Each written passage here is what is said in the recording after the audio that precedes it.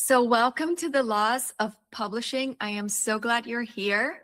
Today, we're going to be talking about outlining and the writing process. Last time, in case you missed it, we talked about why you need a book and creating your story bank. And if you missed it, do not worry. If you're part of my writing community, that's in our BBB, our Book Business Blueprint resource. And if you are part of the Loss of Life learners, you can find that in the Loss of Life YouTube channel. So last time we talked about why every professional needs a book. And the quick version of that is why just be an expert when you can be an authority in your field. So I highly suggest you listen to that. We edit it to just be 30 minutes, and it tells you a lot about my origin story, my horror experience with a publisher, which led me to become a publisher. So now I have more than 50 something books, and I help mostly nonfiction authors, but any kind of author, express themselves so that they can share their stories with the world. So today, outlining and the writing process. So what's the problem here? Without structure, a book stays in your head. So we've got usually too many ideas. It's easy to lose momentum. Sometimes we wonder, do we even have a book? Do we even have a book? How do we advance?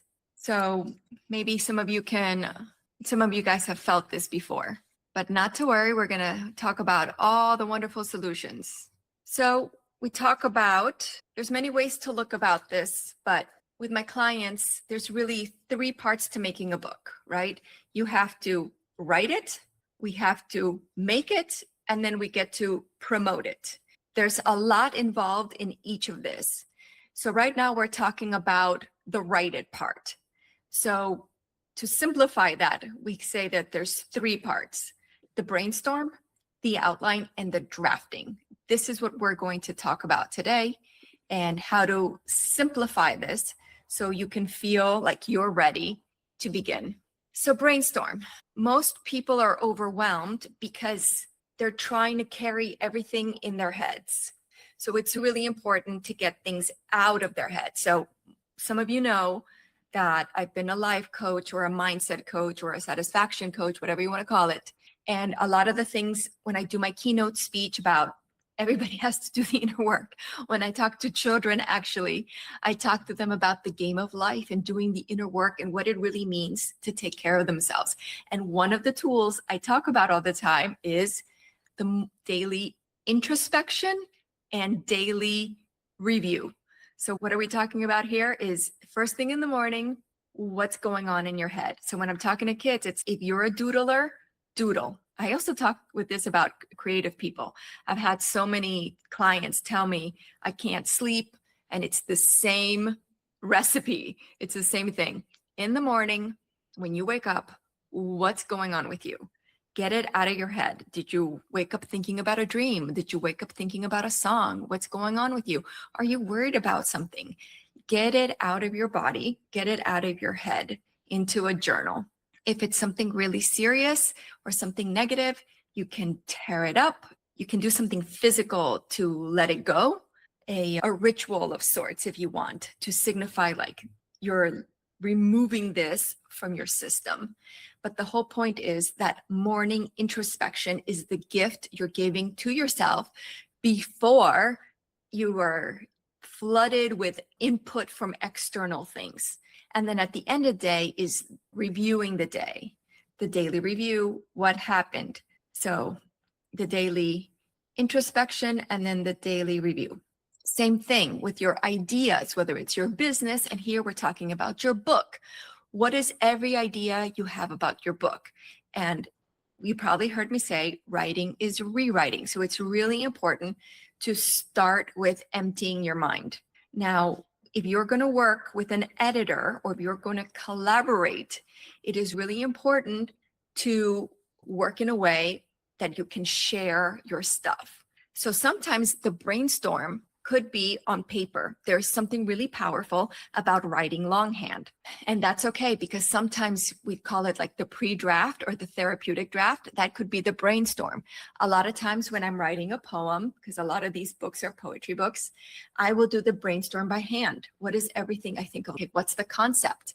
Sometimes it's, about For the Love of Mom. Sometimes it's been like I'm writing one. The next Grateful Giraffes books is about making mistakes.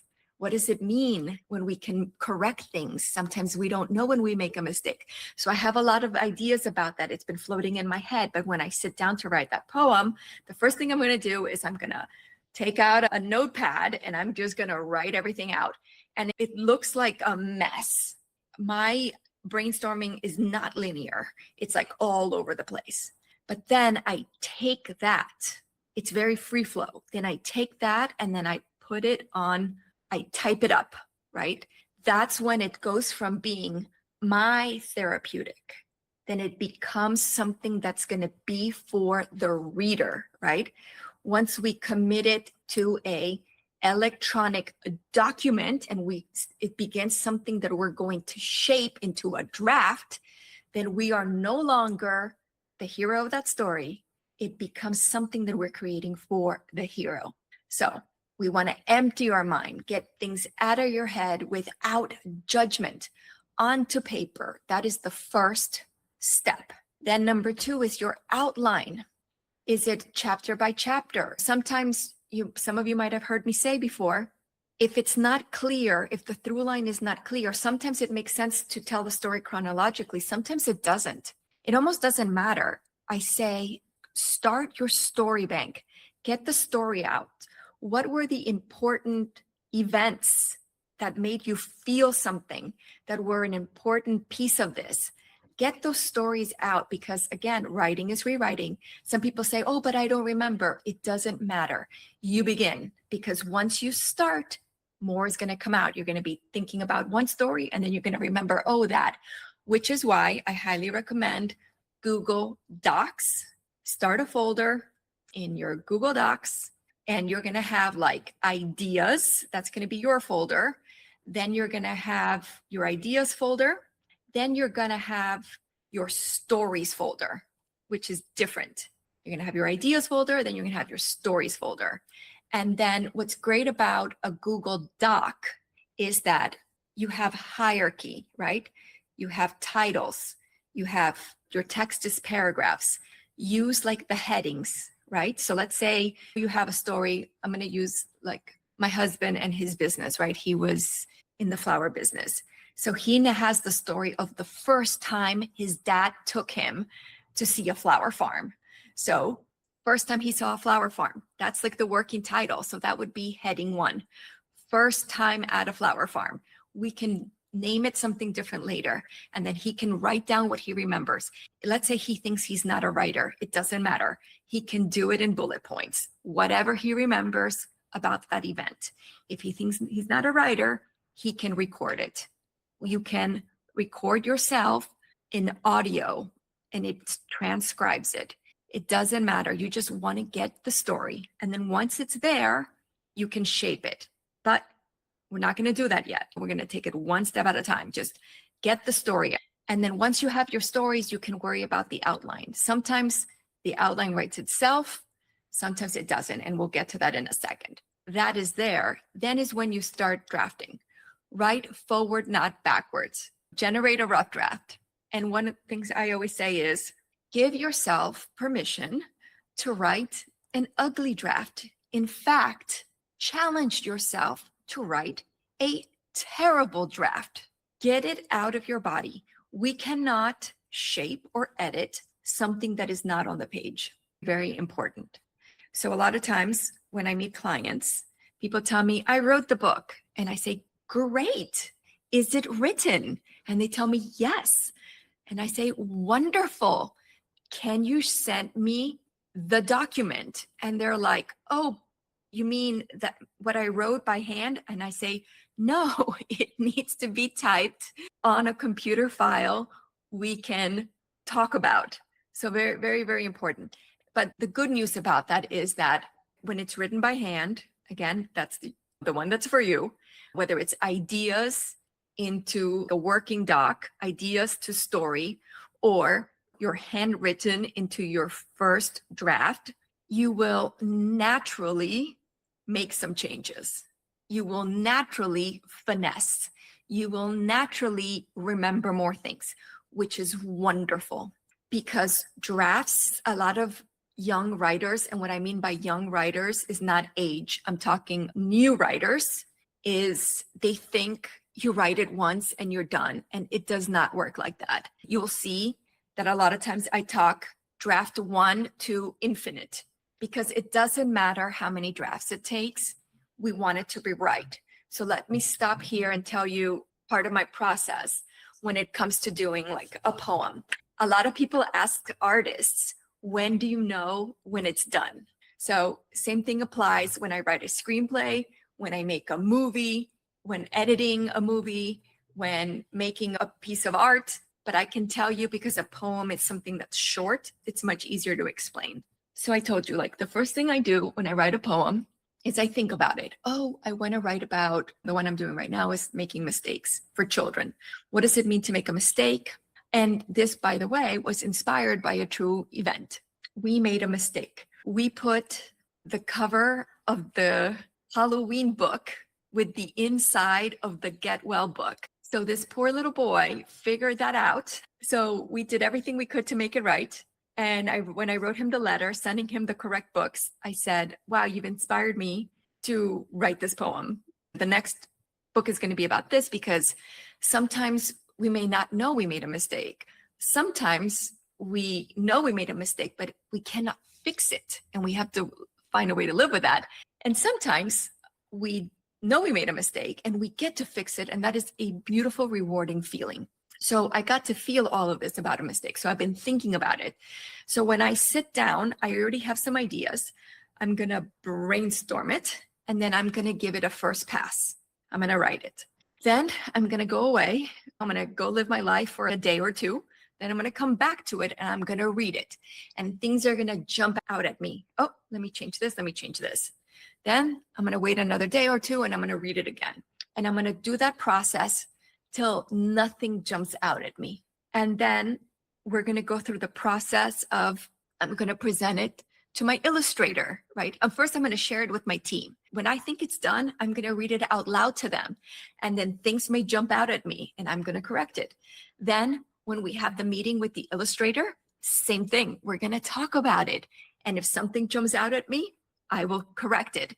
And then while we're doing the illustrations, again, I have a process of checks and balances, and I give myself time to make my edits. So the next class, which is April, we're going to talk about the editing process. There's several levels of editing that are looking at different things. One of my philosophies and one of the frameworks I talk about is set yourself up to succeed, set everyone up to win, including yourself. So this is part of the drafting process. This is the part of the editing process. And in film, we call it development. Before you start principal photography, you have all the time to fix things. And we over prepare so that the magic can happen, right? So drafting, you take the time you need to make things right. And there's no perfect.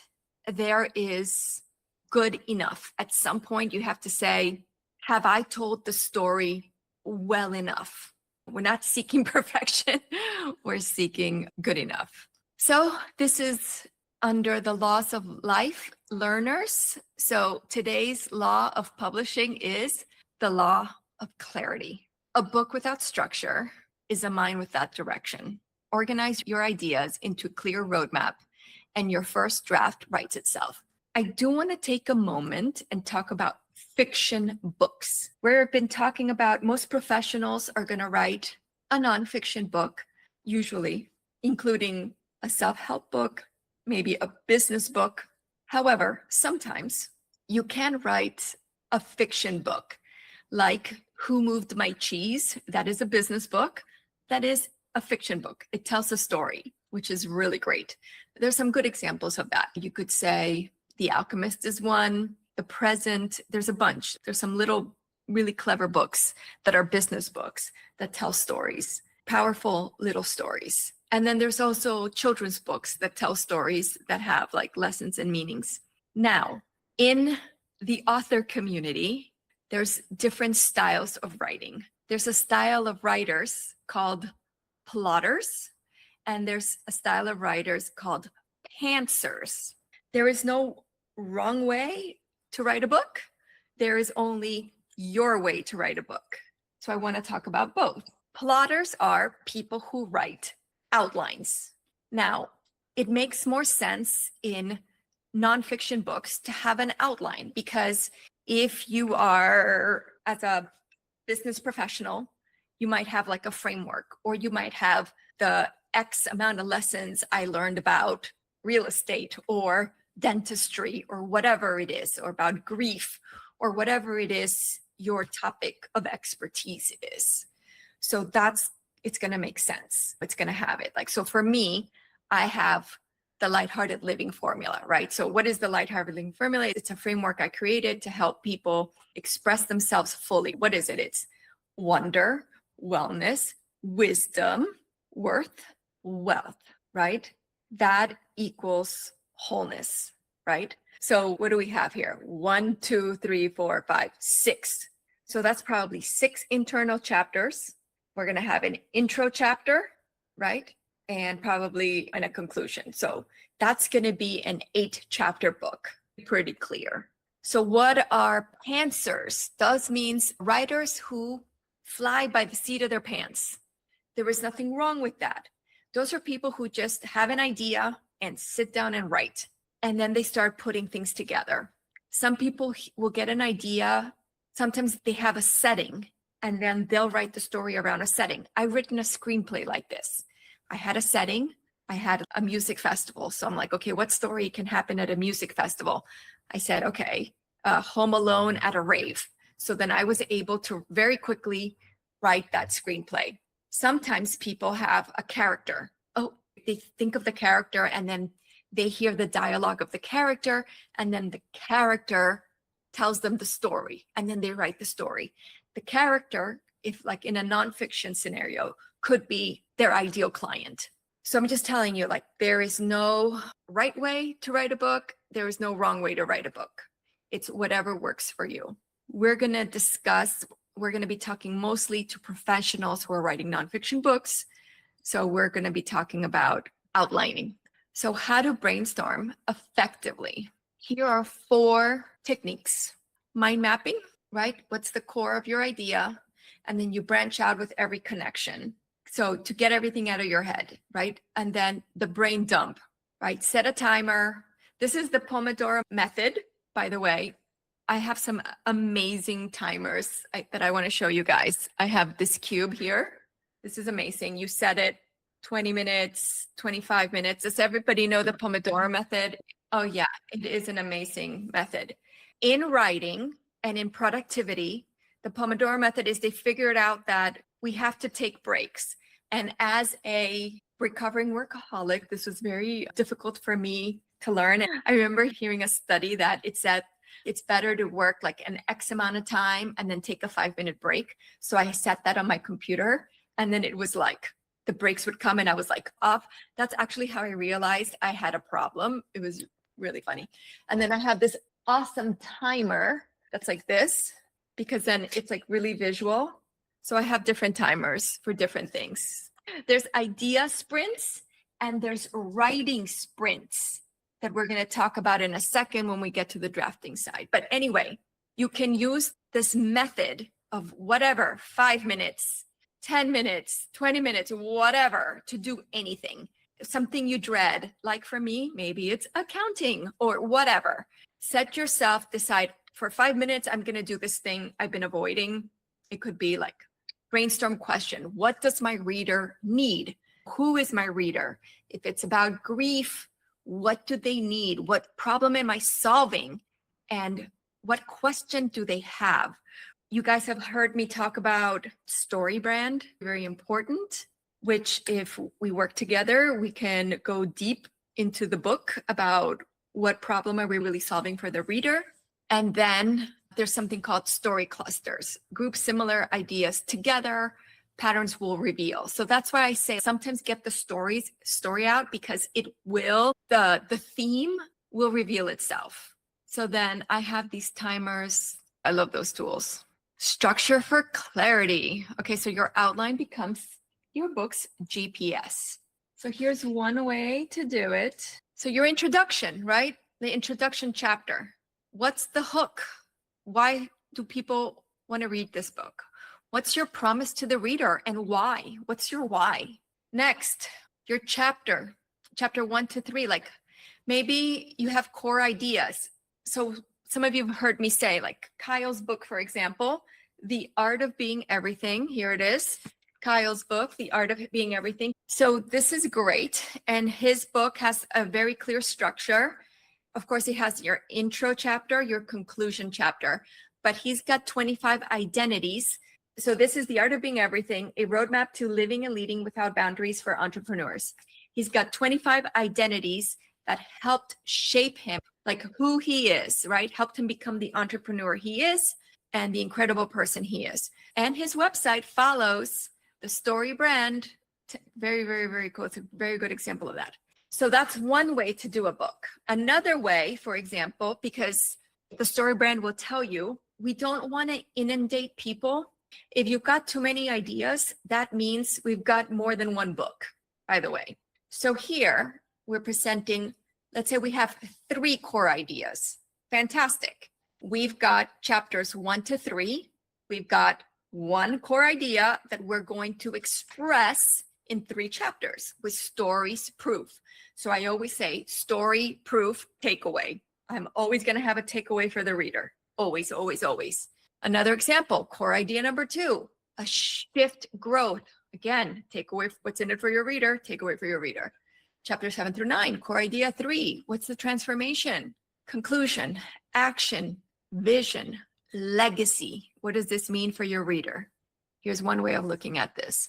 Another way to think of this is the anatomy of a nonfiction book. I've said this, but let me spell it out. Introduction, core chapters, conclusion. A chapter formula that I'm going to give it to you in the handouts is hook, big idea, story examples, teaching, inspiration, takeaway. So then you want to decide how many chapters you need. Sometimes less is more. Again, if you have too many ideas, you have more books, there's nothing wrong with understanding you might have a series on your topic, which is great. Instead of, I'm a big fan of little books, as you can see. One of the things that held me back from publishing at the beginning was I wanted to put everything into one book. So the first book I did, when I felt like I needed to put out like the Encyclopedia Britannica, I wanted everything in one book. No. In fact, the first book I made, I had my gratitude poem translated seriously into 10 languages. And I was like, pull it back, pull it back, pull it back. Sometimes more is more, but sometimes less is more. So it depends. Clarity. Sometimes, like Kyle put the activities into the book. Had we met before, I might have said, let's do that separately as a workbook. I don't know. It depends. And that's the whole point of working with somebody like me, a book coach. It's not just about the book. It's what is the business model we're going? Are you a speaker? Are you going to have a support group? What is the series that you're going to have here? Is it like book 1, 2, 3 plus workbooks? It depends what your vision is and what your goal is of how you're going to serve and support your readers. Okay, so overcoming roadblocks. It happens. It happens. So these are the 4 main, most common roadblocks that writers face. So I want to get through these so that if they come up for you or when they come up for you, you've got tactics. You've got a strategy to be like, thank you, next. Perfectionism. Again, we talked about it. Write the ugly draft. Your job is not perfection. Editing comes later. Some people get afraid of the blank page. I love the blank page. Okay, so I did not understand that writing was a talent. I didn't get it because it was like easy. And then some people fear that they don't know where it comes from. I don't know if you guys are familiar. There was an amazing actor, Peter O'Toole. He played Lawrence of Arabia in Lawrence of Arabia. Incredible Shakespearean actor. And I get the chills just thinking about him. And then he played like so many amazing roles.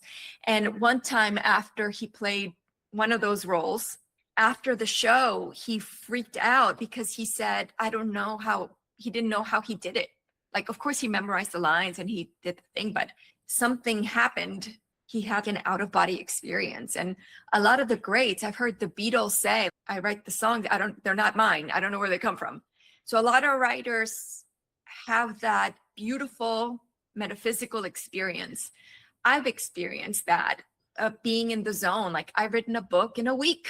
So that was part of like my workaholism. Like when I wrote, I didn't want to stop. So a lot of us had that fear. If we stop, what if it doesn't come back? And with age and experience, we learn there's no such thing. The flow is there. It's hard to stop. So I know now, because it's not just me, okay? So I know it doesn't come from me. I am the vehicle.